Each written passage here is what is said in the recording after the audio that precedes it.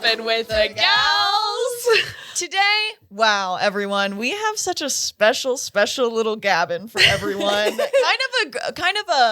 kind of a groundbreaking, A really kind of landmark Gabbin, Yeah. I think. Historically significant Gabbin. This is going to change the landscape of Gabbin for the rest of history. Yes. Well, that's a lot of pressure.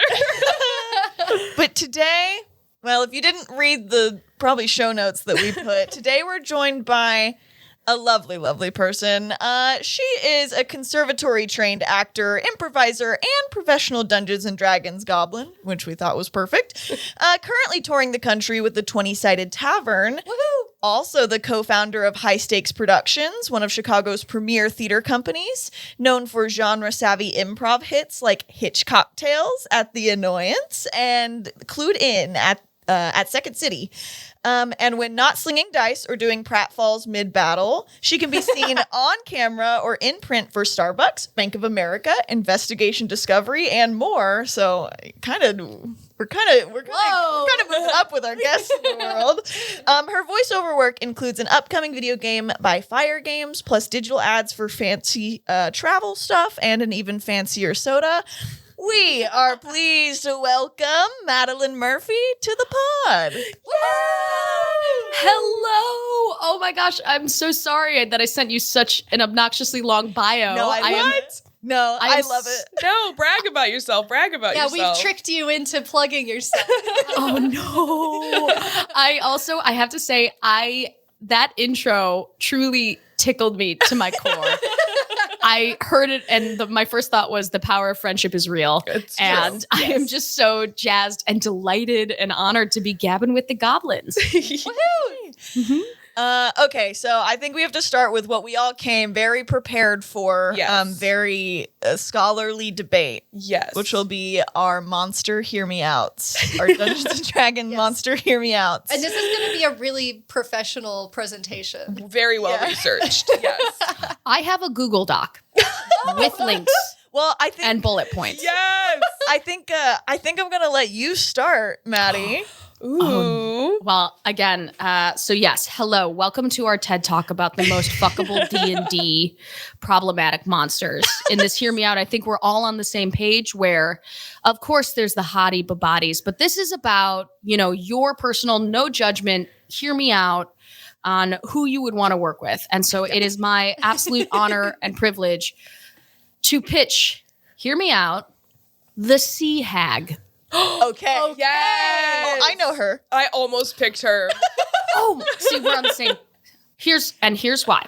Okay, so like for anybody who's looking like the Sea Hag overview, we all know what a hag is. They are canonically incredibly solitary, quite ugly. They tend to be like kind of half rotting. Their Forgotten Realms fandom page really likes to use the term gloomy recluse over and over again. All right. And some people die upon gazing at them because it's just so jarring. Whoa. Here is where I come out with a hear me out.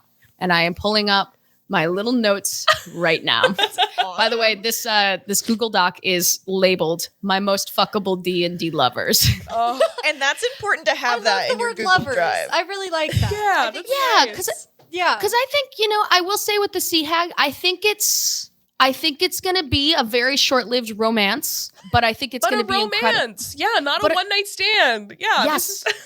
This is Partly because I think just the commute. The commute to her lair means we got to make this happen. So I think it's like a long weekend yes. tryst. Yes. Oh my gosh. And then I'm thrown sodden upon the beach once again. But here, okay, so I'll start with the Sea Hag. Number one, first and foremost, she's extremely moisturized at all times. And I appreciate a woman with a skincare routine. I am a woman in my 30s. It's hard. And you got to battle all that salt. And she is doing it. Number two, I think that she would be an extremely grateful lover. I don't think and I'm here to be a pillow princess. Yeah. In that case.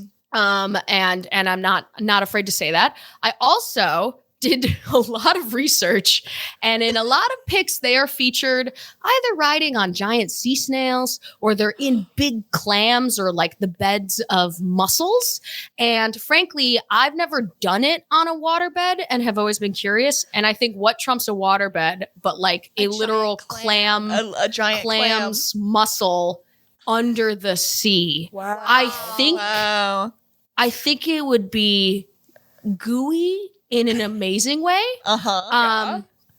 Also, I am a terrible swimmer. Sea hags, naturally, that's their element. I would find it deeply attractive that they could just kind of like handle that for me and help me navigate the water. Also, they can keep it spicy because they are known for illusory magic. And so I'm like, hey, you want to switch faces? You want to like role play, like trick me, mama? Let's see. Wow. I'm not gonna get the same sea hag face twice, baby. Whoa. Honestly, I And think then if you don't want to fuck a sea hag after this, then I don't. I'm convinced. I'm in. I thank you so much. And then my final thing, and this is just a weird personal thing.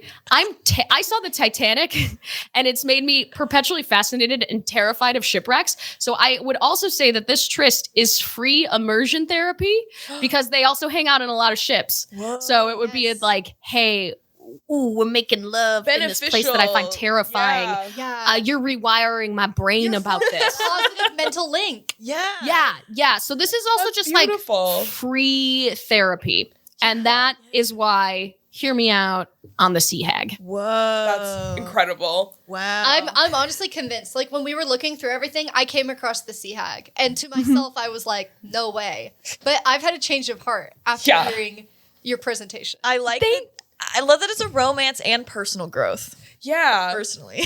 It's like mutually beneficial. You're like bringing some companionship to this. What did they call her? Solitary A recluse. A gloomy recluse? Yeah. A gloomy recluse, which frankly, I resonates. Yeah. That's me on a bad day. Hey, we've all been there. But then, I was also thinking, you know how expensive sea moss is at like the fancy stores? At I think she Erewhon, would. yes. I think she would have like a supply of sea moss. You'd come out of this like super healthy. Oh, she's my plug. She's my plug, my sea moss plug. And fucking spirulina, all that algae that Yes. costs $50 at Whole Foods, she's your connect. Yes. She's blending you up a blue smoothie. Yes. Cheap. I didn't even think of that. We love a sea hag. Skincare. Listen, at this point, if I have sex with you, you have to make me a better person. Yeah. And I think that she would do that. Wow. I I think think that's Cheers a- to that. Yeah, I think that's an important. it is. I Jot think that down, that's so valid. everyone. So please, who next? I'm so excited. Oh yeah. Who wants to go next? I do. Okay. Okay, so mine. This is the D&D monster that I have the biggest crush on, and I really do think it's a hear me out. I think that like just maybe not a lot of people have heard of it, but it's called Shambling Mound. And it is like a mound of like roots and like branches and leaves and moss and mushrooms. And there are a few different images that you can find online. Some of them are more humanoid. I really prefer like the less humanoid, the better. The more like abstract and like blobular and natural, the more I'm like sort of into it. Yeah. I don't know. The one who looks like a guy, like he's fine too. I'm not trying to hate. But like the one that really is just like kind of looks like a hill that's come to life. Yeah. So he's sort of he's got these vines that are looking very tentacle like, which is that's a bonus for me. For me, on the rating of like if somebody was like, I'm ranking vines and tentacles. Tentacles are great. For some reason, vines takes it to like a new realm for me. Yeah. It's like the plant-like nature of It's a little more realistic, I think. I don't know. It's like the tentacles is like, are there suckers involved? It's like a little weird. It's like, are we getting into agree. octopus land? Yeah. The vines, for some reason, like, they're not as slimy. They're a little more They're like, smooth. yeah. And then he's think- also yeah. Oh, no, wait, tell me. Oh, nothing. I was also like the realism of the vines that we keep. I was like, that's true. Also, maybe there's something like wet tentacles feels a little counterintuitive. It's like shower sex where the water yes. actually makes more friction. I am always saying this. Literally, I'm like, how are you guys doing that? Like, the natural lubricant is gone. Oh, I've never felt so aligned I'm so glad. I'm like, so with glad three that you said this. badasses at once. Oh, my God. we need to run for president. Stack us all. Yes, we could be a 4. quartet of presidents. And I think they should do that more, actually. Oh my God, they should put us in charge. They should put us in charge. Sea hags for everyone. Sea hags. Ooh, sorry. We then must actually loop back to sea hag eventually to talk about lubrication underwater, but that is another time. That's where I thought Sea you were. moss is coming in handy. When you mentioned the clams and the like sea snails, I said I thought that's where we were going, and then you went a different direction, and I said, "Oh, It was good. You know what? You're right, though. There we go. We've already solved the problem of underwater sex with a sea hag. I'm so sorry. I would love to continue hearing about the shambling mound. I would love to continue. I could take up an hour of this podcast before I won't talking about shambling mound. Okay, so he's also got okay, let's be realistic. It's got like a lot of wooden elements as well. Okay. Which is also sort of, if you've listened to enough Gabbins, you will have figured out that that's also sort of what I'm into. I have no explanation for that. I just am kind of into wood. It just gets me going. And Same. then it also has an ability called engulf. So basically, like when the shambling mound like gets you, you're blinded, restrained, and like something else, and unable to breathe, which is like on like a lower, really like well communicated, consensual level. Those are all 3 like pretty fun things. If you are like being safe and communicating well about them. So I think like me and the shambling mound, like its natural abilities are like gonna come in handy. Yeah. You know what I mean? For when we're like, oh no, I'm trapped. You know, like don't restrain we're doing a little bit of like, oh, like your vines are wrapped around me and I can't get away. I think that could be very fun. You read one chapter of 50 Shades of Grey to Shambling Mound and you're busy for a month. Oh yeah. Yes, Shambling Mound takes instruction really well. I bet. You can give Shambling Mound a script to read and it'll be like, oh, okay, I like see what you're into and I'm gonna like pull these elements. Yes. You know, I into also our next just- encounter. There's even just a hot pickup line that you could be like, Shambling Mound, I want you to make shambles of my mound. Yes. Yes. Ooh. That's really good. Okay, I gotta write that down for Yeah. my next shambling mound encounter. Yeah, so I don't know. I don't have any really strong conclusion. In a lot of the shambling mound art, there is like a little guy absorbed into there, and it looks like he's not having a fun time because I assume he pissed the shambling mound off and they're having a bad time.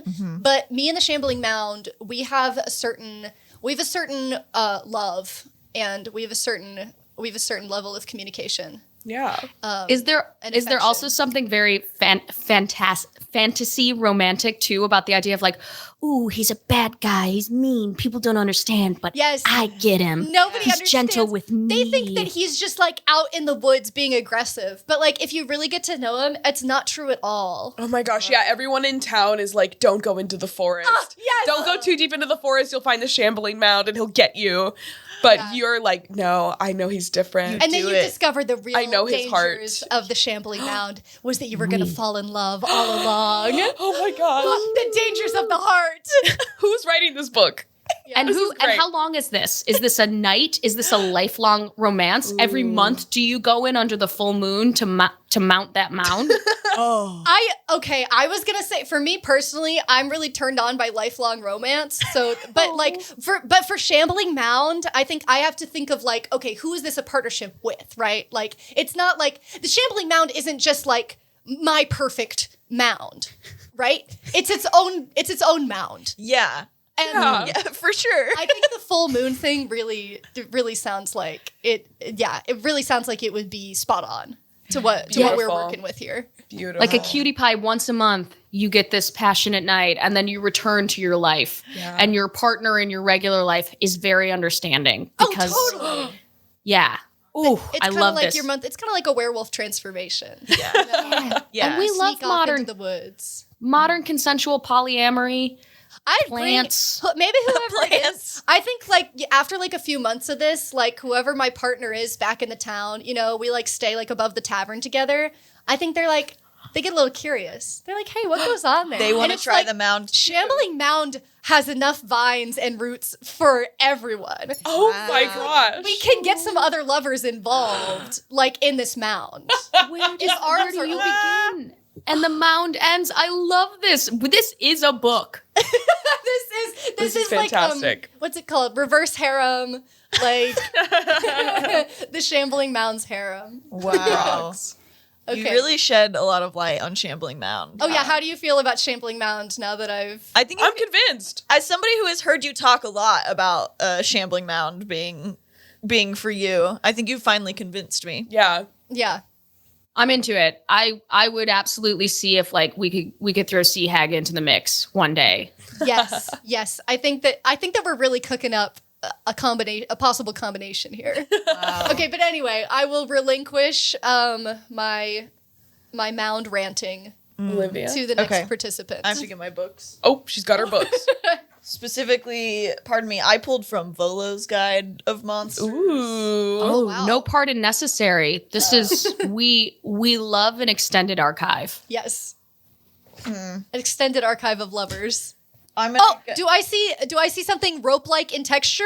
Yeah, so it's A let me show theme. you. It's a deep scion. Oh, Ooh. hello, boots. Whoa! Ooh, what that mouth do? Oh my gosh. For those of you at home who can't see. Yeah, give us a verbal description. Definitely like humanoid in terms of like standing on two legs, has two arms, but there's a lot of fins coming off the arms. The mouth opens kind of like a Demogorgon. Yeah. Except like there's only two flaps instead Two of four. flaps, which is It's kind a of two like flapper instead of a four flapper. Oh my gosh. well, Demogorgon is a 5 flapper. Oh, excuse me. Not to be like me. Demogorgon lawyer. Listen, I gotta come in with the flap count because I can't continue if they are not spoken for. I do think it's important to get the flap count right. I do. My deep scion only has two. But out of their head is sprouting sort of some squid-like tentacles. They almost look like displacer beast tentacles. Yeah, like you know how a squid has 2 special tentacles and then 8 normal ones? We're talking about special tentacles coming out of the head. Wait, I didn't know that. Thank you for the squid fact. What do the special tentacles do? Well, they're just shaped differently, and I think they're better at feeling things. Whoa. Ooh, I'm not a sensory. expert. I wish I was. And they're spies from the sea, by the way. Oh, that's hot. They like Oh my gosh. specialize in being spies and also, A man on a mission. also cold-hearted killers. Ooh, That's really danger, sexy. daddy. Yeah. Okay. And they can also, they're shape changers. So there's a lot that we can work with here. But I think it's normal form. I'm really interested in these head tentacles and the mouth flaps. Yes, are there scary teeth involved? Sure. But I think we can get around that. Yeah. I think, yeah, everybody has teeth. The majority have teeth, and you learn how to use them when appropriate and when to retract them. Exactly. If you were really gentle with me with your sharp teeth, that would turn me on more. Oh. Yeah, a mama tiger picks up her cubs with her teeth. It's like it can be gentle, and they're trained killers, so you know that they know how to like hold Get you. back. And Exactly. launch. They know how to kill you and they know how to take care of you. You Yeah. know what I mean? They know the difference. And what's hotter than a man holding back? Nothing. Nothing. What's hotter than an emotionally unavailable man? Am I right? Exactly. Yes. We're really hitting a theme here of like everyone has these assumptions about who these monsters are, but we're coming in with we know who they are, really. Yes. We know their heart. Every romance is just Beauty and the Beast. Yeah. Like it's all going back to the same source material. It's all Beauty and the Beast, it's all Pride and Prejudice. Yes. Yeah. But specifically, let me give you a little more background on the Deep Scion. Please. They began their life as people who were stolen from shore or saved from sinking ships and offered a terrible bargain by an undersea power. So they've also lived a life before that I feel like we can really get into the emotional depths, which I personally enjoy. Yes. And we can really pull back the layers. And That's very K-pop Demon Hunters. Yes. Yeah. I was gonna say it's Yeah. very William Turner. Yes. Ooh, I just love a businessman. I do. So someone who can negotiate at the table and be like, Everybody this is my should deal. know. These are my terms. I also am a little bit like, okay. Yes. Ooh. Yeah, everybody should know how to make A deal. leader. Yes. And they love to be spies. Honestly, I think the Deep Scion has everything I need in a partner. And so I think this would be long term. I could see that. I could see that because because he has a whole life. You have a whole life. You've got to get to know each other. Yeah, but is amphibious, so we can go back between land and sea. I was just about to ask. I was like, would you move underwater? But now it's like, don't have to. Yeah. Can be on the shore. We can live on the You shore. could summer in the water. And winter, And winter on the shore. Or the But other way I think around. the other way around Yeah. would maybe be And then if we get some sea moss from Sea Hag. Oh, she's our connection. I've already spoken to her. We got it. Exactly. Then She's it's in. Then that's underwater taken care of. Okay, that's my first one. Guys, we're building a little commune. I'm very excited about this. I love how they're connected. rocks. Because I think like he and Sea Hag go way back, right? Yeah, and I think that they know Shambling Mound. I think if Shambling Mound ever like goes into the marshlands, everybody has had a time. Yeah. With each Shambling other. Mound is kind of and like can have multiple partners at what Shambling Mound like takes care of you, even if there are like, 5 people having a good time at once. Yeah. Like Shambling Mound just has that sort of dexterous capability. Yeah, just encases everybody. And that's sort of the mycelial mind, Their neurons are firing. I'm trying to figure out. You're at a loss for words. Oh, I don't know why at this moment I'm trying to be like tasteful. I'm taking care of a lot of stimuli at once. Is what I'm trying to say. I think that's tasteful. Okay. Okay, well, let me hit you with my first one. I've got a wraith. Kind of Immediately, yes. Shadow Daddy vibes. I feel like this is pretty like we're all textbook kind of Shadow like Daddy. yeah, okay, we'll all fuck the shadow, but he's Naturally, that's what I say every morning when I wake up. yeah. Crown, so I assume he's some sort of duke in a former life. Exactly. I think, he's definitely like a ghost. He's definitely haunting me. This is definitely horror romance, I think. A little Nosferatu of like, come to me, you know? Yeah. And like, you're terrified of him for like a good month while he's haunting you before he starts to like really get Where you're like, horny. Yeah. kind of into it. I think he's a little like sleep paralysis demon or like he's like haunting my dreams or something. He's in the corner. He's little Edward from Twilight haunting my bedroom, watching me sleep. But he's not touching me. He's not making a move. He's not touching me. And one night I'm finally like, what is it? Who are you? Like, why are you haunting me? And it's like, I don't know. Maybe I don't know why he wants me, but he does. And he's been haunting me for some important reason. And now we're like destined to be together. And I don't know. He's just so scary, spooky. I love him. Maybe your bloodlines are like sworn enemies. And so like the reason he's like drawn to you is because like it's his mission to kill you, but he can't bring himself to do it. That's Yeah, really good. I love too that you've centered yourself in your own romance, which hell yeah, everybody should. But I like too maybe he's the darkness and you're the source of light. You're just this positive ethereal force. You do community good, and he's been sent to do that. And in reckoning with your light, he's found that his darkness can't subsume. So then it's like this natural tension of the forces coming together. I also love that instead of for you, we were all like, but I know his heart. He's sweet. You're like, this bitch is scary as hell. Yeah. And I finally got tired of being so scared and just went, what do you want? Exactly. Yeah. So you're the one that talked back to the Wraith. You're like, I see you. Yeah. You don't scare me. Yeah, I think it's like a haunted house vibe. Like maybe he used to live here in his life and now he's like the power has been growing over hundreds of years and he's finally able to take like a physical form and he's back for revenge and this is good stuff. And then he slowly discovers that like the light that you brought that he was threatened by like actually makes him stronger. Yes. Can't have the darkness can't exist without the light. There it is. This is what we talk about. I also I feel like fucking sensual smoke would be lovely. that that's is what we're kind of always why saying. I picked him. And have you read Fourth Wing? Yes. We're always talking about how like why isn't he using the shadows on her? Yeah, they're blasting lightning everywhere. Also, when they have sex, other villagers die, and we don't talk about They're that. setting people's homes on fire. Oh my God. He can use these shadows to pick things up. He can do anything with them. Like so, it's like, Come on, man. puss. Yeah. We agree. This is at least, you know who I think at least does a good job of exploiting every magical talent whilst having sex? Whom? That is, I gotta mention Akatar. And Feyre guess what? We can fly. We're having sex in the sky. Yes. I can make shapes out of water. We're going to do something with this. I do really like the creativity of all of my magical powers are being used in some sort of sensual way. Good for her. At all times. Good for We're her. never going to just do missionary in a bed again. As she should. Because what's the point? What's the point of your fantasy if you're When just... speaking of water powers, oh my goodness. Okay, wait, is this a good segue? No, but you should go next. Yes. 'Cause you're next in the rotation.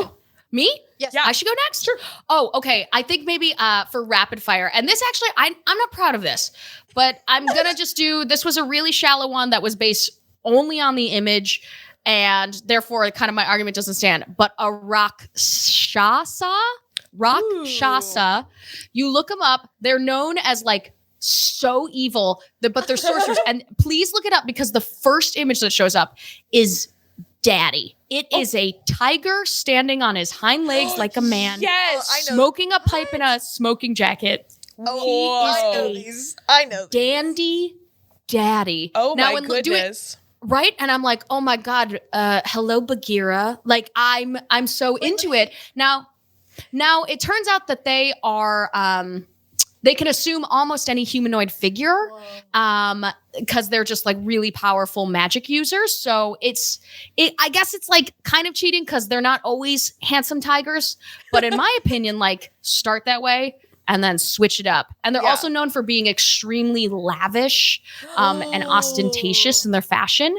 And I like a fancy on. We've in this case. We've played Smash or Pass before, and my thing was like, that's a provider. I was like, that's a man. So that's so funny to know that they actually are like living rich, lavish lifestyles. He is. They're known for it. Like no matter what form they assume, they're gonna be decked out in couture. And I would say I think that fundamentally we ideologically don't align.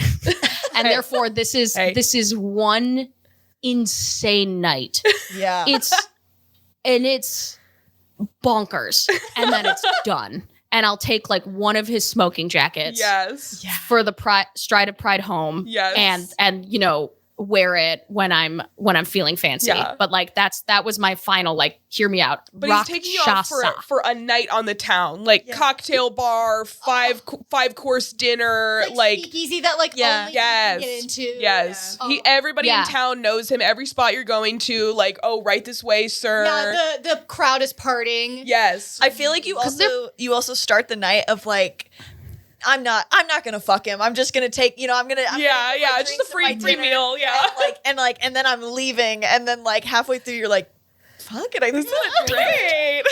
Because they're really charismatic, but the thing is, they're like known to be super evil. They're known as like political puppeteers, so they will just stage coups the whole thing. So I was like, it would be one of those like the mobster's girlfriend, where I'm just enjoying that night of like the fine life. And anytime he tries to talk about work, I'm like, I can't know anything about this. Exactly. I was gonna say this is like the billionaire boyfriend books, of the mobster gangster boyfriend. My alpha mob boss. Yes. Yeah. And it's not my fantasy to always like assume the role of like willfully ignorant person, but in this fantasy, it's like one night. For one night, we don't. Heaven forbid. Mm-hmm. Yeah. I'm willfully ignorant for one night and it turns me on. So that's feminism. I have a right to choose to not be informed. Yeah.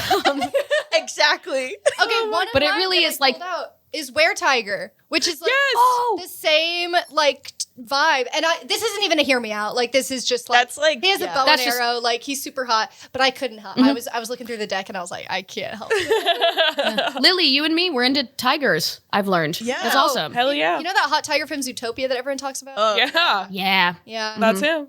Okay. Do you also the hot tiger from Kung Fu Panda. I know he's like a white leopard. Yes. But honestly, I'm like, everything about this guy is great. And Tigress, because like she's so like pissed off the whole time. That's sort of what I'm into, is like a woman that's really pissed. And she's so mad the whole time. And it's like, you want to take it out on somebody, don't you? Not that anybody's seen this movie, but also the bad guys too. Very hot butch snow leopard in that one. Let's fucking go. Did you see an early screening? Ooh. Yeah. Olivia works in movies, so she gets to see every movie like a month before they come. So I had to see the bad guys too, and I realized they made it for the furries. I was like, this isn't for kids; these are for the furries. I haven't even seen. They know their audience. It was awesome. Yeah. It was like 3 sexy women animals that were all like filling very different niches, and I said, and they knew what they were doing. Let's fucking go! I can't wait to see it. I mean, next episode, ranking the most fuckable cat species is next. Because clearly it's tigers, I think. Yeah. But or snow leopards. But what about a panther? That's it. Hey. Yeah. Love a this panther. Would be. Didn't you we're pull gonna need 3 hours. You were like debating whether or not to pull Displacer Beast. Did I pull Displacer Beast? Yes, I did. Oh, yes, you did. It wasn't a hear me out. I feel like we all get it, but then it was like, no, we don't. And then it is like fully a beast. Yeah. Hey. Yeah. you know. Well, also, I think Olivia, maybe it's like you like tentacle-like appendages. I guess so. Yeah, I've never even heard Olivia talk about tentacles, and she keeps picking ones with that squid, the special squid tentacle. Well, it's just kind of like if you're looking at all the monsters, what sets them apart? And I don't know, the ones with tentacles are probably... I mean, that thing wrapped around your waist a little bit. Yeah, think about it. Wrapped around your lower back, pull you closer. You almost fall off a cliff, it grabs you. Ooh, He it could catches you stroke and the back saves of you. your knee while they're focusing up top, all the erogenous zones. That's good. Whoa. My erogenous zone's covered. That's the other thing about Shambling Mound is like no erogenous zone left untouched. No. Yeah. No, nothing left behind. Nothing's being ignored. Okay, this was what I was saying. Speaking of earlier, which is water elemental. We were talking about Feyre using her water powers, which I didn't know she did that. I have a basic knowledge of Akatar, but clearly not an intimate one because I didn't know about the water powers. I'm pretty intrigued. That changes things for you, huh? But water elemental, I don't know if this is a hear me out. To me, this is so obvious, but it's like, again, we've got to get the sea moss involved. I love how much the sea moss is coming up. But like, look at it. It's just like a really vaguely you simply are not in the shape camera. made out of rushing water. It's not in the camera. It is Just- on my side. There you go. There you go. Can you see it? Yeah, now I can. Yeah, just vaguely humanoid water. I love it. And I don't know, the rushing of the waves, the translucency of it, like it's just so beautiful and powerful. Also, the power we're of the born ocean. on land. We're land dwellers. So to be Yeah. with the element that we're not designed to live in is also pretty spicy. I think you're like sailing the high seas and like every time you're on watch, you like notice something out of the corner of your eye and you're like, no, it can't possibly. Like I've heard stories, but I never thought it was real. And then like slowly like it keeps popping up more and more. And then like one day he like fully comes out of the water. You're like docked somewhere. Yes. And he's like, you start flirting and you start talking. Nobody believes you that there's like the man in the water or something. I don't know. I love the story I'm that trying we to get create like here. dashed upon the rocks. Whoa. Ooh. Oh, so Oh like my gosh.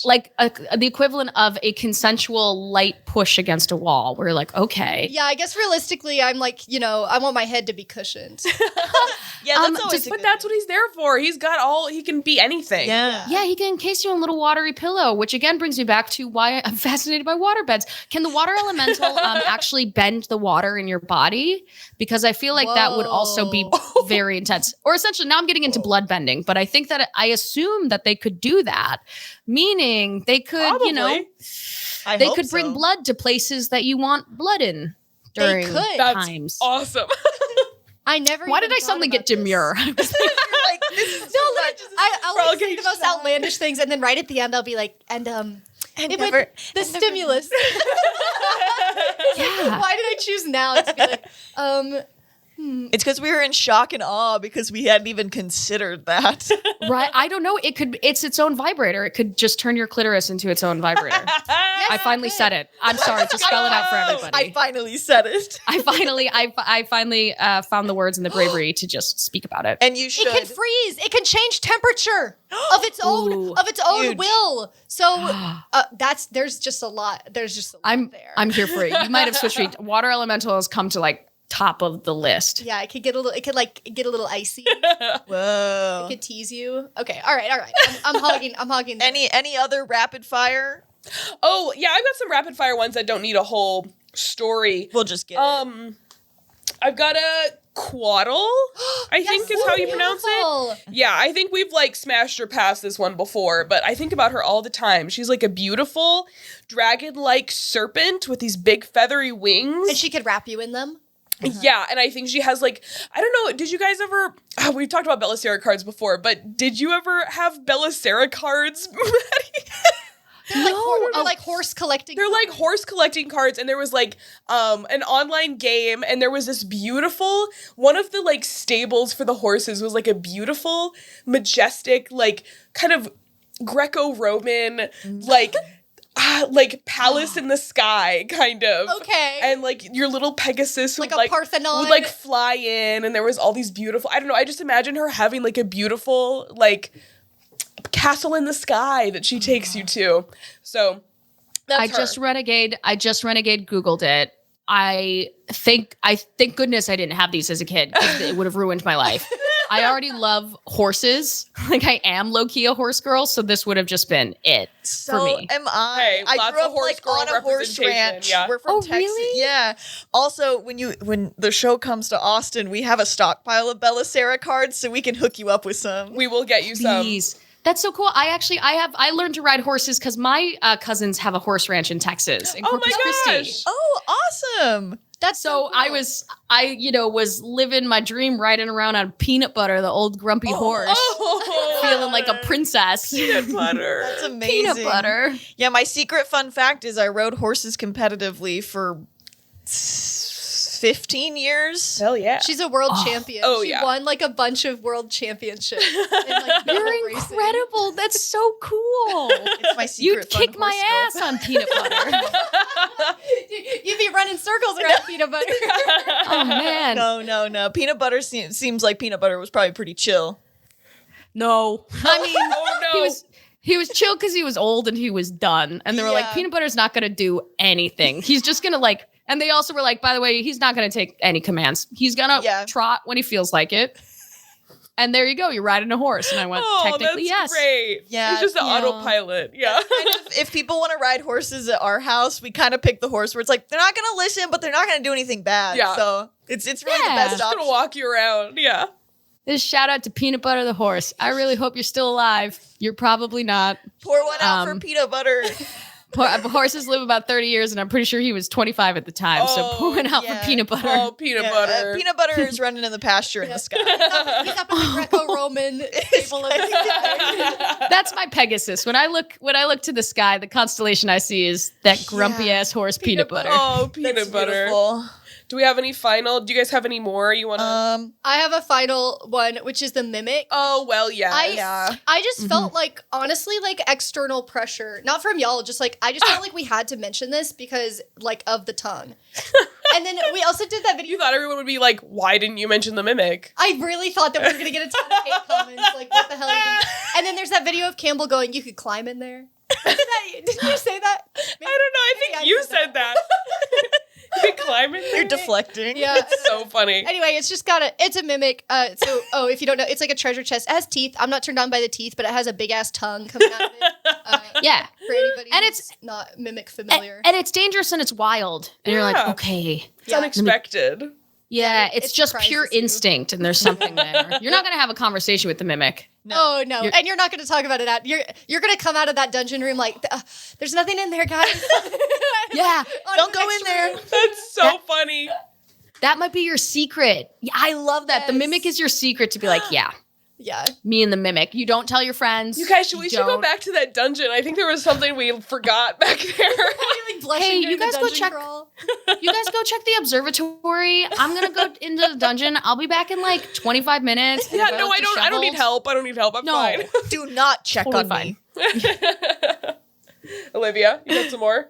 Oh, yeah. She's called a death kiss. She's a lesser beholder. Oh, Whoa. she's so Sorry, my demure. mic is like in the way of the giant. There's a bunch of tentacles again. It has the 3 for tentacles. 3. Olivia, this is crazy. Olivia is not somebody who's like, you know, like you have your friends who are like always. I was talking on a about tentacles, theme. and like Olivia's not even that person. But look, at I you was now. on a theme, but also she's kind of like a vampire beholder. Yeah. She's a blood drinker. Look at the close up of that tentacle. She's got kind of like a demure little expression. Her little She's looking eyeball up at you. kind of cute. I thought she Yeah. was kind of cute. I like her. Yeah, she's coquettish. Yeah. She could so coquette. She could play some emotional games with you. It could be Yeah. very like. Oh, She listens to be Lana very Del sweet. Rey. She's tying little bows around her tentacles. Oh, yeah. It says she's a false tyrant, so in poor lighting, you can mistake her for a true beholder, and so she really runs with that. Oh. she's kind of like, it wasn't me. What are you talking about? We also love a businesswoman. Exactly. Love Yes. it. Drive it like you stole it, and I think she's the embodiment of that. Yes. My last two, I have the Helmed Horror, which I think we all love somebody in a mask or somebody in armor. Yeah, we can't see him at all. Yeah, We he's can just imagine kind of like whatever we want he's just kind of like red energy inside of this really beautiful like spiky armor. All right. I thought he was good. And then I've also got a Flumph. Classic. Oh. He's just got like a really like dorky little expression. And he's got great tentacles. I think we've really hit a theme here today, guys. Tentacle theme. But I don't really know what he does. He's. I think he'd be, again, an extremely grateful lover. Yes. I think Yeah. Flump is not accustomed to being treated as a sexual person. The Flump is always the best Yeah. friend. Yeah. And I think the Flump would be so attentive. Always the Bless his bridesmaid, heart. never the bride. Bless his heart, he's got stench spray. He is stinky. Oh, that's I'll why. have to clean him up a little. you can It's work all right. around that. That's okay. But he's like doing his research, you know. He's Hey, like yeah. I've never been with a woman before, but I watched videos about it. Oh, you poor could thing. teach. You could be the very patient, passionate teacher. Oh. Pull out an ancient tome. That's actually rad. Also, to the stink spray, Instagram knows on my weird algorithm that I love seeing people befriend and have wild animals as pets. So like raccoons and also skunks. So I was like, it is possible to interact with a skunk without getting sprayed. It's true. Yeah. Yeah. So you just gotta learn the symbiotic sort of relationship between you two. You can't startle them. You gotta show him Yeah. you're not a predator. Yeah. Maddie, do you Only have any constructive criticism. More, do you have more what's it called? Lightning round? I'm honestly, I'm good. I truly am now. You've given me so much to think about. I think I'll have to go home and look at more tentacle stuff and see my for round gosh. 2. Yeah. I think we went really deep with this. We were like, Yeah. oh, we gotta come really prepared. I know, because every other monster smasher pass we've done, it's always been we were kind of really focusing on all the sexy humanoids, and it's oh, of course you'd smash them, Yeah, that's so I not feel hear me out. yeah, we had to go really okay, you know what, who in the creepy crawlies are we really interested in, Who you are know? you making a case for? Yeah. Who are we going to I be a feel lawyer really good for about tonight? this. Yeah, I feel great about this. I feel really good about this being posted online. Me too. That's what I feel great about. Oh yeah. Maddie, I have to ask, because I've been looking at it the whole time. Is that a pull-up bar behind you? Okay. Yes, I have borrowed my best friend's office for this because the Wi-Fi at the hotel is pretty shaky. So he graciously, I am in his office / workshop, and yes, he's a big beefy man. And anybody interested in this pull-up bar, because it is for sale. Oh my gosh. This is also a friend who you can't see it on camera, but he built his own climbing wall above the door. Oh, Whoa. cool. That's so Because- cool. Because he went, I just sometimes like to climb. I get it. We have a friend like that. Yeah. Yeah. I assumed that you were in your dressing room and you had a pull-up bar in your tour dressing room. I was like, that's amazing. That would be so badass. I have to admit, as much I am awful at pull-ups. It's actually a goal this year to be able to do not a lot, but if I could do 5 pull-ups without stopping, That's a great That's a goal. badass goal. I think I'd be so powerful. So I just got back on my pull-up journey. I used Yeah. to in high school I pole vaulted, so I was great at pull-ups, and then have not done that in forever. And so a week ago I was like, and I'm gonna do a pull-up soon. Yeah. Olivia, you're the queen of horses, and then you can defy the skies. I have This a lot is- of crazy facts. This is so cool. Thank you. I don't do any of that anymore. I now perform. now I pretend. Now I'm just trying to fuck that sea hag. And we all have our goals. Oh my gosh. But yes, I am at my best friend's house. It's actually a joy right now. I'm from Chicago, and tour has stopped here for Yes. 7 weeks. So to get to be home and see everyone is just a dream. Oh, that's lovely. Sweet. Tell us a little more, and for our lovely listeners, give us a quick pitch on what's going on this tour. Hi. Yes, I am a part. Oh wait, I'll do your intro. Welcome. Oh, I botched it. I'm so sorry. Hi. That was perfect. Welcome. I'm an ensemble member of the 20 Sided Tavern, and we are an interactive and immersive theatrical production that combines live gaming tech with improv and theater and storytelling. And also, we delightfully are a Dungeons and Dragons production. So we have access to all of that IP. You come in, and essentially we run for you a one-shot that is entirely at the audience's whims. They choose NPC names. They can volunteer for games. They help to drive the narrative as much as we do on stage. And in 2.5 hours, we have essentially done a quest. So I've been with the production in various forms for about 5 years now. And now we are on national tour. Woo! Lily and I saw you guys back in Edinburgh in like 2022. Yeah, we saw you on stage. Yes. What, 3 Oh years my ago? gosh. Yeah. And we thought the production was so incredible back then. And I just like seeing how it's like evolved since then has been so cool. And I still have my dice. I was on the team. And anytime I roll a d6, I use my dice that I got from the Edinburgh, like from the Fringe production. Yeah. Oh my God, that's so sweet. That month in Edinburgh was truly such a dream. It was such like it's like it lives in my head rent free in rose colored glasses. Aww. It was amazing. But oh my gosh, yes, we've come so much further now. Just the tech and our amazing art and design team. So it's like bigger, badder than ever. Oh, it's so cool that you got to see it 3 years ago in Scotland. Yeah. And now I love how full circle it is that I get to connect with you again in this kind of bigger, badder iteration. And we're really hoping to see the United States tour at some point. And I'm excited to see the way it's changed and grown since then. Because we know what it's like to work on a show for years and the way it changes is really cool to see. So you mentioned, you've been with the show for like 5 years. Where did this start for you? Like, where did you jump in on this project? Yeah, I will preface by saying I had never played Dungeons and Dragons officially before I got involved. Nice. I had played for 2 hours once. It was one of those, my first DM, he's here in Chicago. He just gathered people for a brunch. So I roll in drinking mimosas and I'm like, I don't know, I'm Trash Witch. But didn't understand how to play. And then played a few hours and then flash forward to being in New York, and it was the first winter of the pandemic. I just saw a random playbill thing that said, this is sort of a think tank over Zoom. If you play D&D and you enjoy storytelling, apply. And I fully lied and went, I know how to play D&D. I'm Trash Witch. Very quickly got in that room and learned I knew nothing, but that's the point of the game. You can learn, there's no gatekeeping on fantasy and imagination. Yeah. So it started as just a Zoom session, brainstorming to see how do you bring something like TTRPGs in a real life-size theatrical setting with a game. And then flash forward a year later, they put it up in New York for a couple of nights. And then the show went to Pittsburgh. I wasn't a part of that, but that's like when they really got it on its feet. And then it went to Edinburgh, where I inadvertently was sharing the same space with y'all. And then we went to Chicago in a previous iteration 2 years ago. And then we just wrapped a 15-month off-Broadway tour in New York, which was crazy. So it was one of those of like stumbled upon it, luck, and it was just one of those small things that snowballed so quickly.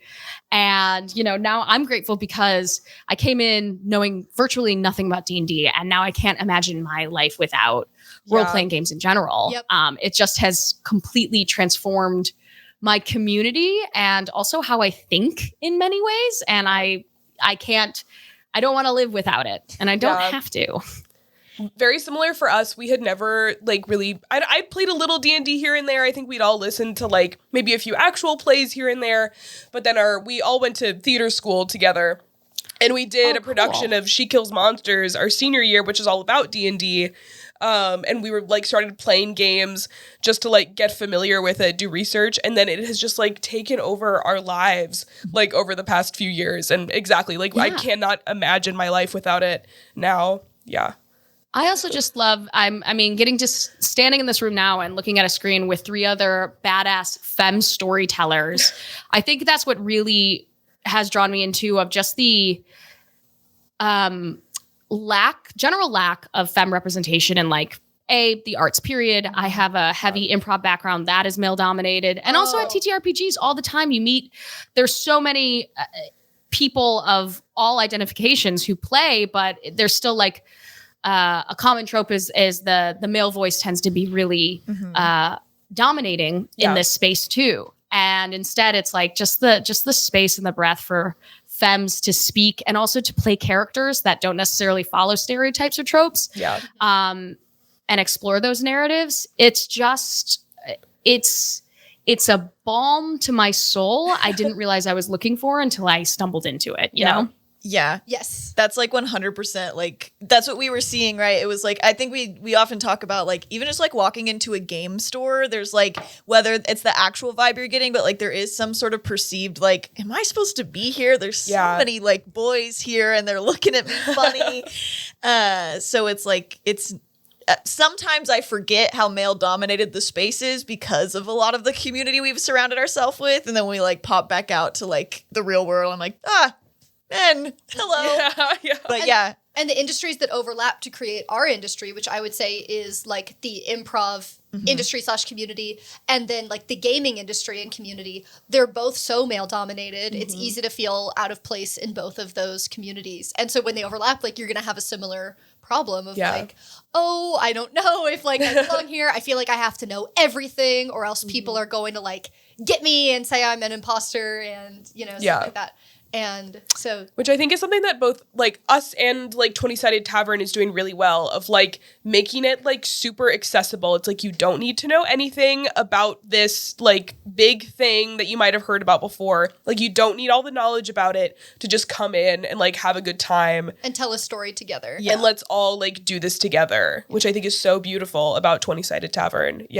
In our live I thank you. And I think that's it too. There's no gatekeeping on imagination. And there's a seat for literally everyone at the table. So I know personally a lot of things that stop me from learning what appear to be complex games is just the idea of like, I gotta digest all these rules. I gotta know how to apply them well from the jump. And yes, we've worked very hard because D&D can feel really crunchy and nebulous and a lot. And I know I myself was like, there's books, there's things, and to really just drill down and emphasize that it's just about your choice. What do you want to do? Let's start from there. I think is such a beautiful distillation of what it means to sit around anyway with your buds and tell a story together. Yes. What's been your favorite reaction from someone that has come into the show with like very little D&D knowledge? Like has there been any like notable like people who have given you feedback about like coming to see the show? Yes. I love this question. So something I didn't expect that I really started to notice in New York, and it's continuing on tour, is my favorite audience combos are parents who are bringing in their kids. Yes. And sometimes we meet whole families where like it's their jam, but what I find really special are the parents whose child absolutely loves fantasy and D&D or something similar. And the parent doesn't know a lot about it. And this is their way of connecting with their kid. And many times in many versions, you see the kid looking to their parent and being able to like lovingly teach their parental figure. Like, okay, and the dice means this. And oh my gosh, that's a spellcaster, meaning they can do this. So it's such a bonding moment. And what I love, so many parents have just said, wow, I think I understand a little bit more of what my kid sees when they play. And I'm understanding how brilliant my kid is. That they have this world in their mind and they can engage in this way. And so to find that people can share, it's just so heartwarming, and it's a reminder of why stories are important. Oh, that's so beautiful. Oh my God. That's incredible. We've done our first like Gals and Goblins live shows. This year it was like one of our goals, and we've done 2 now. But I was scanning Insta. The photos look great. Thank you. We do, in the development of them, we did take inspiration from 20 Sided Tavern. Absolutely. Like I said, Campbell and I had seen an early version of it. And so there's a few things that we maybe not stole, but emulated. But yeah, it's very much like we're more following like a 20-sided tavern mentality of like, it needs to be for everyone. We don't care if you've ever listened to us or if you ever like go and listen to the podcast after us. It's more about like, we want to show you a good time. And if you like fantasy, we can do that for you. But then also putting the theatricality of it back in so we can like show our parents we're using our degrees, you know? Hey, good on you. I have a degree in nutrition. So oh my gosh. Well, that could never not come in handy. Yeah. Like, you're using that every day. But one of as I'm chugging my 4th cup of coffee. Heck yeah. Hey. But one of my favorite, we didn't learn about this till after, but our first show, apparently there were like 5 teenage boys that like one mom had brought them and like packed this theater, and like, cause we live streamed it and like we still saw it on the cameras afterwards. It was like 5 teenage boys who probably all played D&D together that they said, Mom, we have to go see this show that's in Austin that's near us. And I thought it was like really cool to think about, like also the context of like a bunch, like 5 teenage boys just watched 4 women play D&D and like had a great time. They like took a picture on our set afterwards. And so I think what you said is like the heightened version of that, of like really seeing these parents like get to see what's special about their kids. Because I think it's like the younger generations are really taking on the TTRPGs super strong. So yeah. And also how badass of you too to be like, yeah, they got to see an all femme produced, made production, femme storytellers. I think that there is, you know, there's this unfortunate pervasive stereotype that women aren't as strong of storytellers, often because they just don't speak as much or, you know, I don't know. For some reason, there's just this. It's a bad idea. It's not true, but again, just more and more examples of it. Also, just the idea too that like a femme-driven story doesn't necessarily mean that it only covers stereotypical femme topics. It just is like really powerful to see good storytellers do their thing, and for it to become normalized that, you know, their gender identity is their gender identity. Yeah, the universal stories don't always have to just be like a male protagonist story. It can a universal story can be represented by many, many people. Yeah. Yeah, and I think and something too that I really love about TTRPGs in general is people can just choose the characters that they play, and you are who you are in the story. You don't have to justify why you're powerful. You're just like, hey, I'm a warlock. Here we go. And you can also, you know, mess around with different identities as you see fit. So whether you want to play something close to yourself or you want to explore something entirely different from you, there's room there. And there's not ever a part of the game that goes, justify to me why you've done this. Oh, I also know that you're both a player and sometimes you're is it Dungeon Master in 20 Sided Tavern as well? I am. We are allowed to say Dungeon Master. Sorry, I always gotta check. But do you have a favorite? Like, do you prefer one role over the other when you do the show? You know, I actually just got to Dungeon Master last night. And my mom came to see the show, and that's the first time she's seen me DM. So that was very exciting. I think I have such respect for the Forever DM because I think, at least for me, being the DM is very different from being a player. And both are extremely fun. But one is herding cats and the other is being a cat. And I know personally as a D&D player, both on stage and, you know, around a table, I'm a chaos goblin. I love pushing the buttons. I love talking to the tree, even though you really want me to talk to the bartender in distress. Like, there's things. So to suddenly be a DM, and to instead try to just help facilitate all those moves. I really, really like both, and I really am pretty new to DMing in general. So what I'm discovering is like the nuance and the fun of trying to support your players' narratives and like give helpful obstacles, things that like challenge them in a way that just enhances the narrative. Ooh, it's really juicy. And I am definitely enjoying it. It's also just fun to like just be the boss and be like, this is our world. Get it. Uh-oh, here's a mimic. What you gonna do? I think that position is really fun. We also have another badass FemDM, Cassidy Sledge, who I've learned so much from in the cast. She has been doing this thing for, 2 years now. And she's also a straight badass. She's also an amazing D&D player. She can be crunchy, man. She knows the manuals in a way that I don't. So it's really fun to watch how she applies her tactics and strategies in the same vein. Again, it's just really exciting to share a space with so many great storytellers. And I feel grateful that I can be on the bench doing my thing. And then I can also flip the script and suddenly be the one trying to orchestrate. It gives me a big appreciation for stories in general. Yeah. I've loved I never got to see it at the Fringe. I wasn't there, but I've really loved like on social media getting to see like just how the cast rotates too. I'm always so curious because like being theater kids, it's like I also love like how traditional like swings and stuff work in theater and like understudies. So I'm super curious, like how do you guys do your rotation? Is there like a method to the madness? Is it just like if you can divulge it? Yeah, I mean, I would say props to stage management because they are the ones who are the magicians behind the screen. They come out with the cast calls every week, and we are really not aware of the process, just that it requires a lot of thought every week.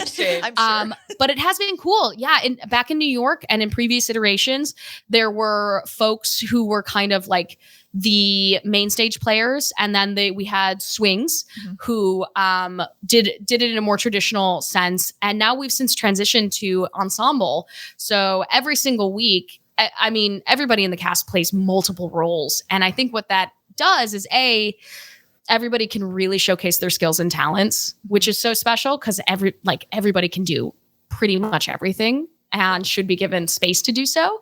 And also it just really helps with burnout, and it helps to the ethos of the show, which is no show is the same twice. So constantly shifting in your roles, I know personally it keeps me super fresh and constantly challenged in a fun way, and just unlocks so much potential. I think now, because we're in an ensemble, and because I know, speaking only for myself, I think there's like 18 things that you can see me in. Wow. Including all of the characters and if I DM. And so you times that by 9 of the other players having the same amount of access and iterations. And it's, again, that's like the thing of like, good luck trying to catch everybody. Got to catch them all, right? You're never going to see everybody in every possible iteration because there's just so many permutations. And that means the show, the combination, the party dynamics are always different. Yeah. That's so cool. And I imagine that would help, even if the audience doesn't consciously know all those things going on, the energy that brings really helps the audience feel like they are helping to tell the story. Yeah. Like they do have influence and this like one of a kind thing. Yeah. And they fully do. I love, and I'm sure that you had this at your live shows too. It's so gratifying to me to demonstrate to an audience just how much their voice matters in the moment. Yeah. You know, you name the very powerful wizard NPC that you might not be aware of is with us the whole quest, but you name her Pudding, well, everything kind of becomes tailored to that. And just to know that their influence is immediately heard, seen, and actually completely shapes the show, I love. Yes, it's so great. And it's such a highlight of live theater, of like, you're not at home watching Netflix. Yeah. Like you are taking part in a big, you know, however, I don't know how many people your current theater seats, but like this, like hundreds of people telling a story together is like just so cool. Yeah. And I'd say too, we're like, if your preference is you want to go to a theater and you want to sit in the dark and you want to not be interacted with and just take it in, you can absolutely do it at the show. But for those who are looking for that really special interactive immersive element, we have that. And it is so fun too, to be like, hey, your presence here matters. All audiences, anybody who wants to give us their time, you matter. But for those who are looking for connectivity, and I think especially post-pandemic, that's why TTRPGs have exploded since the pandemic and the popularity of that. I think the desire for connectivity and the desire for recognition, truly to feel seen and heard after so much isolation, inadvertently, it's a balm to be like, hi, I'm calling on you and your contribution in this moment matters. And you're going to know because now this NPC you have named and this completely shapes the narrative. Like, so you have touched us, you have changed the world, and we move on. Thank you kind of thing. That's so great. I love it. I also think 20 Sided Tavern is doing something really great for the art form of improv itself. I feel like in a lot of the improvised shows that I work on, we talk a lot about how like a lot of people look down on improv or think like, you know, you don't have to prep for it. So like it is like this lower form. Definitely not the opinion I hold, but I think it's like a common thing. I think it's also this beautiful thing of like, yeah, we're combining like the dungeon master obviously has to know kind of what's going to go on. We have the theatricality. There's elements that obviously have to be predetermined or set up because there is like a theatrical nature to it, but it is also like the core of improv of like you are getting people to influence your story, therefore it is always new and made up on the spot. And I always really admire shows that like are kind of bringing that to light, because I really love improv, but I love it for a lot of like very specific reasons, and I think 20 Sided Tavern kind of highlights all the reasons that I love improv. Yeah. Aw, thanks. Yeah, I mean, I agree. I also would say I think improv in general does get shat upon Yes. quite a bit. I think the argument is people are like, oh, well, I've seen a lot of bad improv. I'm like, and you've also seen a lot of bad movies and plays. Yeah, everything that's is so just, true. you know. There's Yeah, bad it's just a versions skill of set. everything. Right. So it's a lot of it. It's like, yeah, but you don't understand. When it's good, when it's cooking, it is electric. Yes. Yeah. And it's also, I think too, to speak about improv in general, it's funny to me how people kind of see it as this other thing, when really I'm like, improv is the thing that you do every day. Also, Yeah. people act Yeah. to a certain degree every day, but I think even more so, you improvise. You have a conversation. You have an interaction you didn't anticipate. You are actively improvising through that. So it's just living in a very present space Yeah. with others who have the same goal to like tell a story. Yeah. End of TED Talk.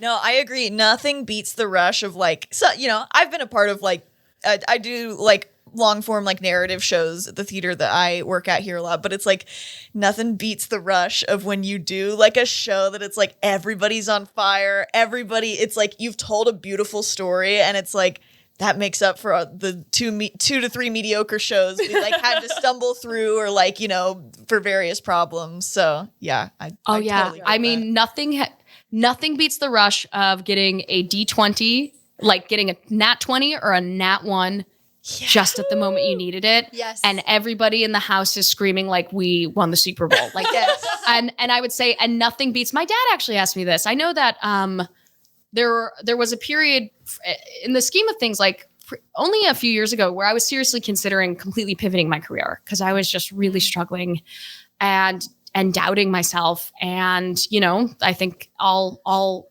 creative people go through this many times, but I was truly at like a butterfly's whisper away from really shifting. And my dad saw that I was in a lot of pain, and lovingly, because he didn't want to see his kid hurt, was like, why do you keep going back to this? It hurts you, and it's a really tough industry and all these things. And I was like, because I need to do it. And there is nothing more satisfying in my entire world than being in a space on stage, and for a brief second, you and 500 other people or 5 people are experiencing the same emotion at the exact same time because of something that just occurred. Yeah. That you can't replicate. And it happens a lot in plays, of course, but like I think improv and storytelling is that really special sauce of there's just so many surprise moments that you can't script. And when those happen and everyone goes, we share the same thought, we saw the same thing. Oh, how do I go to an office then? I have done the 9 to 5, but it's very hard to describe how shatteringly satisfying and addictive that feeling is. Yeah. And I'm sure like I'd be interested, like what is the yes moment for you when you perform or when you tell your stories? This is really maybe more specific than what you're asking, but there's a great moment in our live show where before the show, we have a big poster board that says make a monster. And as the audience comes in, they grab Sharpies and they'll add a different body part onto this monster. And then we have jesters, and the jesters will encourage the audience to spell the monster's name one letter at a time. And they come up with this ridiculous name. And then we play our session. The audience is like comfortable. They've forgotten about the monster, hopefully.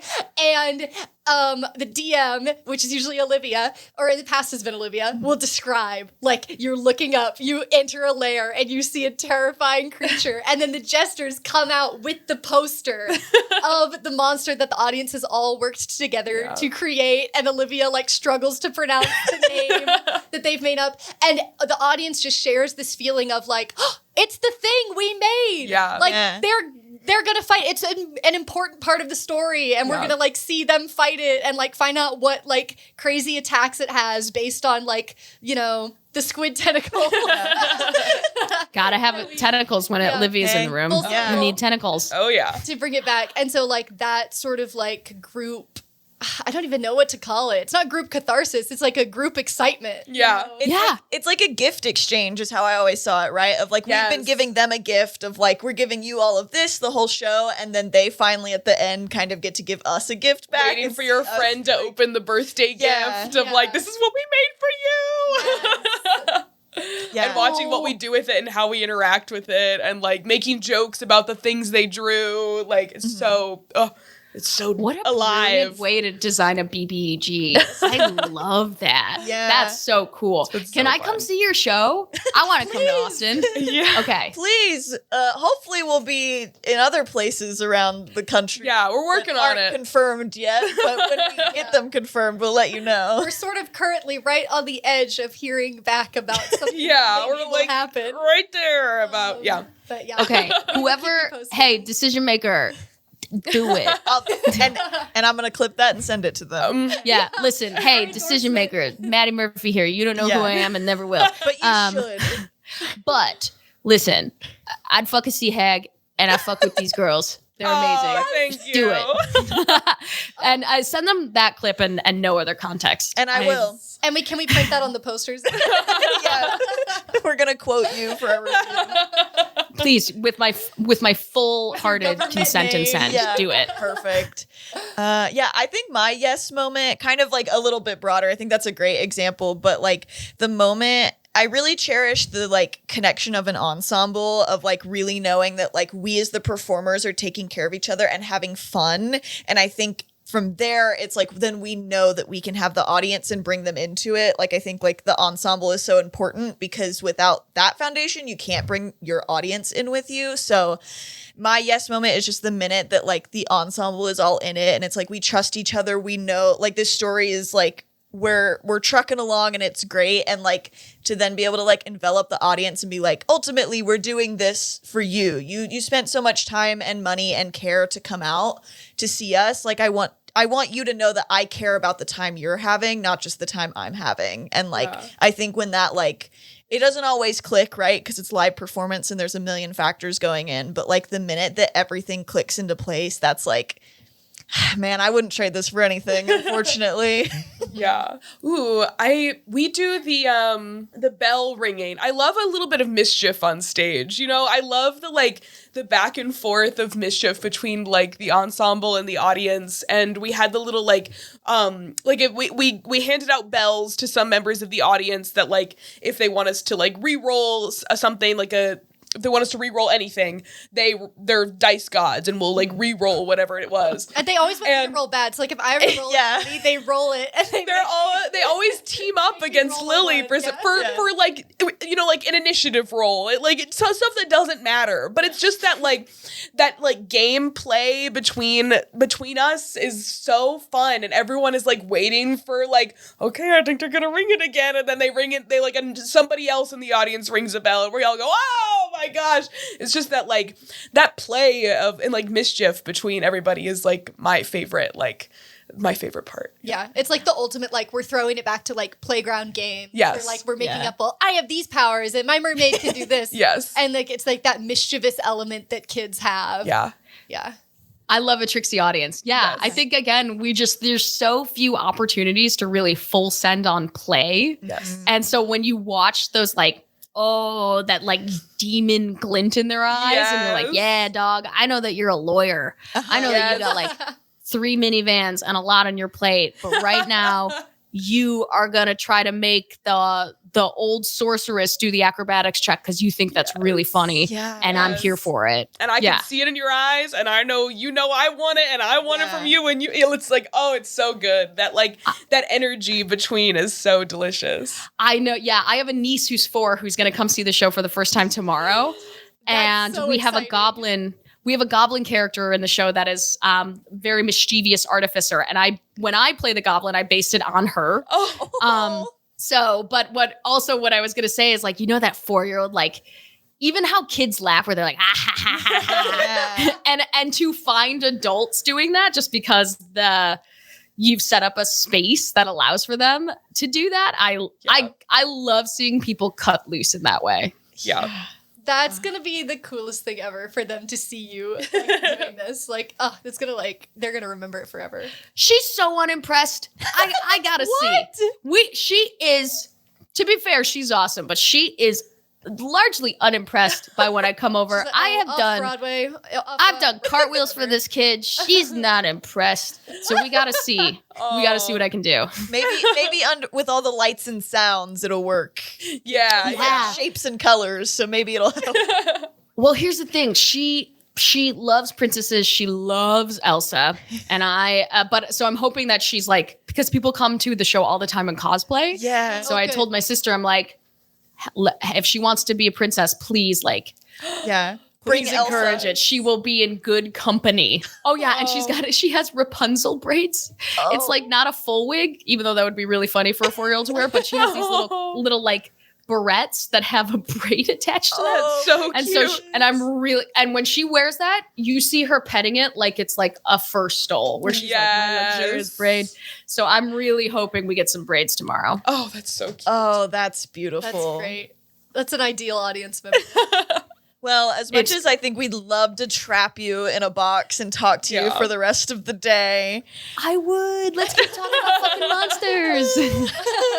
we will get out the rest of the monster day. Yeah. I think we have to relinquish our grasp on you. But tell the people where they can see you coming up next. I can tell you that this will come out probably mid-September, so like in a few weeks. So okay, where can they see the 20 Sided Tavern? Perfect. Yes. Please come see the 20 Sided Tavern. We are running at the Broadway Playhouse in Chicago through September 28th.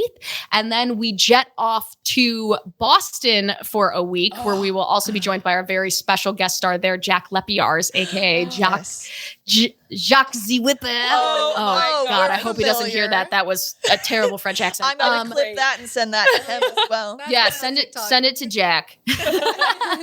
And after that, various other cities. You can find those tour dates on our website at the20sidedtavern.com.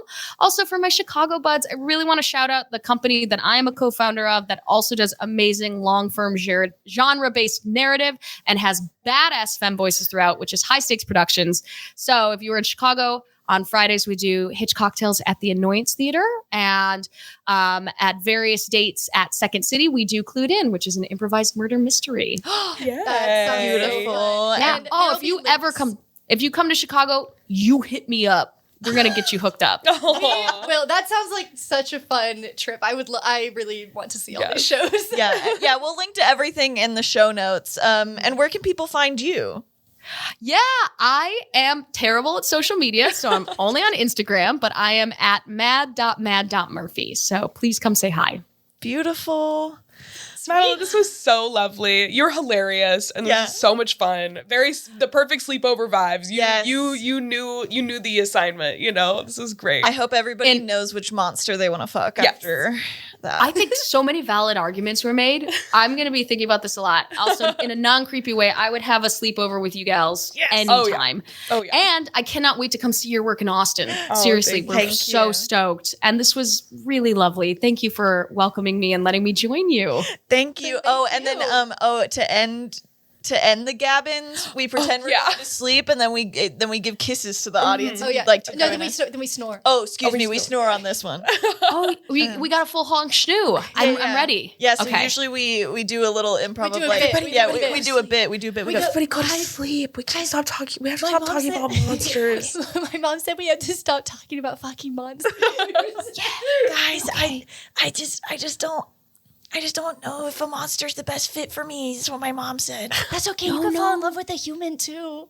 We'll still like you. I just hope everybody goes to bed and has really sweet dreams about sexy tiger humanoids. Yeah. Ooh, that's what I'm going to dream about. Okay. Good night, everyone. I'm going to try to have a dream about the tiger. Okay. Thanks, Sasha.